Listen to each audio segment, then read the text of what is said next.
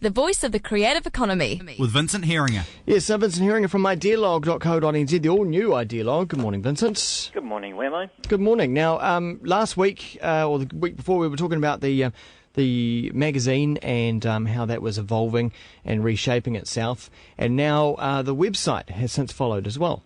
Yeah, so we've spent a bit of money and hired some people and done a redesign and quite a bold attempt, I think, to get into the news business. So the website is set up to have daily news and updates and opinion. And it's a bit of a slow start in the sense of we've got the infrastructure there, but our news output is still cranking up. But we will get there. The first thing we had to do was kind of establish the vision and then get the design right, and away we go. Well, I guess not only the magazine itself and the website has to evolve, but also the organisation behind it to fill the space, right? Yeah, it's quite a mission, actually. There's it's one thing to do. Magazines are great, and we love them, but daily news creates a whole different kind of dynamic. And of course, we've been doing that with Stop Press very successfully, which is the daily blog for Marketing magazine. Yeah.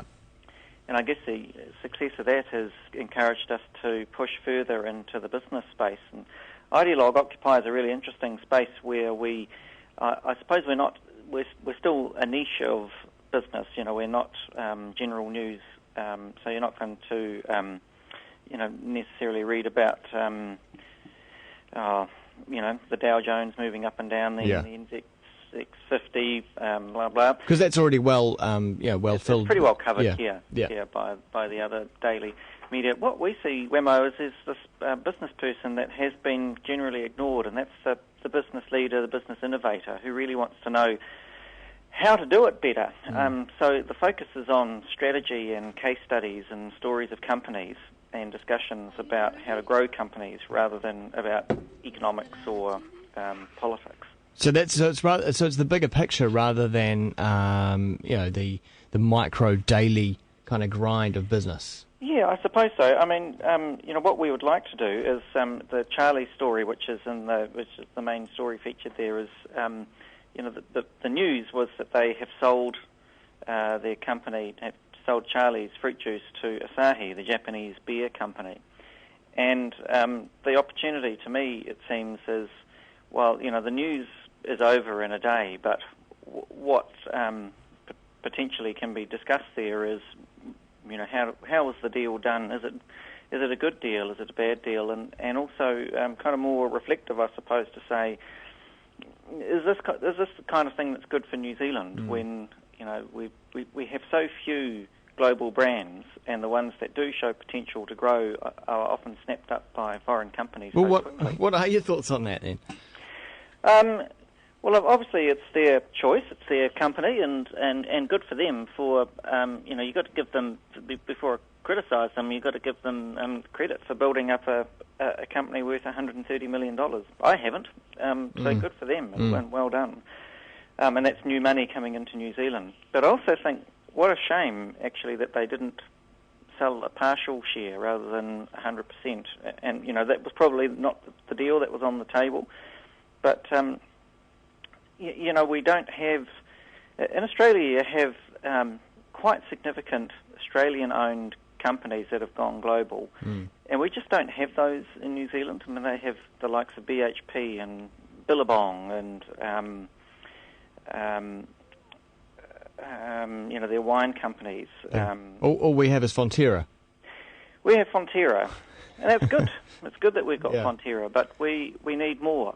But we are the size of Melbourne as a country, aren't we? So we're the size of a city. Sure. So if Melbourne was to put out a Fonterra, that would be like, that kind of makes sense. That's good. But even Fonterra, if you compare it to the likes of Nestle, for instance, which has a similar kind of origin in that it was a cooperative, and Nestle is based in a very small Swiss town, but they've just done such a brilliant job of creating, of doing the added value component, whereas we're still shifting powdered milk.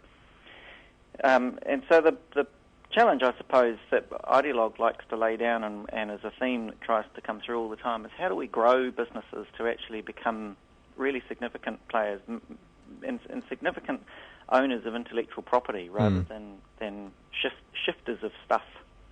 That's a good point. Not only, of course, you're focusing on that, but you've also divided the site up into various sections like strategy, venture, tech, which is a new section, sustain, which was the Celsius brought into Idealog, brand, and also design. But so the tech side is interesting. Yeah, well, that's an area that we could certainly grow in, and we've always had strength in that area. And tech, it's quite exciting now, isn't it? Because it used to be that tech was a little bit geeky, a little bit stuck in the. I used to work with Computer World, and that was very much a kind of a niche magazine. But I guess now with the absolute ubiquity of computers and all the devices we use, and particularly these always connected devices, that the whole space has become so interesting and has merged with media. In some ways, it's not even a tech story anymore, isn't it? It's a design story. It's a media story. Yeah. It's about it's about what goes down the pipes rather than about the pipes itself. But so we think tech's a great space to be, and there's such a hot area and potentially hot area for New Zealand business owners and entrepreneurs to be involved in too, as they are. Yeah, and if anyone's interested, there's a great story out there right now that I hadn't heard from any other media outlet about virtual goods that are yielding returns for Christchurch. A gaming company called Small Worlds has raised $38,000 for the International Red Cross through purchases on its online virtual reality game. Yeah. Very cool. Small Worlds is amazing. In fact, we've got a feature coming up in the next issue about them. They're one of those companies. They're a ones to watch kind of company, and they're attracting really good investment from some quite significant people.